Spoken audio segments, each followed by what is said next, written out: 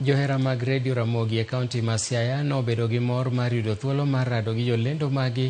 e kinde road show mar kambi mar SC Johnson manoyoro e gwenge mag Yala, Ugunja, Siaya kod Bondo kipuonjo oganda yore mag nego kute gi yath midendo ni Reddit pesticide. Johera mag nyakalondo mar Ramogi bende nomong'o wende manyien mag jathum Amiso Thwango ma bende ne en achiel kuom jogo mane nie road show.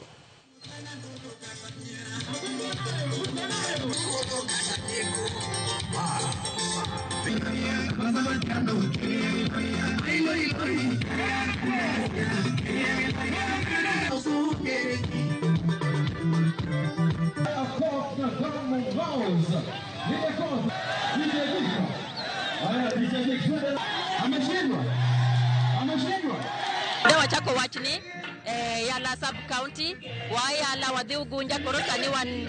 Siaya kwa Siaya wadhi tieko wachni Bondo kocha. To kawuono wabiro kae gi wach maber moa e company miluongo ni Reddit en achiel kuom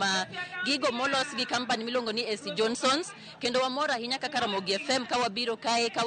wabiro yuoro jowa ma Siaya County. Siaya County achiel kuom counties ma Ramogi FM, Ramogi TV tegno kabisa. Kendo wagoero kamana ahinya kaka jo Siaya County obiro bo yuoro wa waneno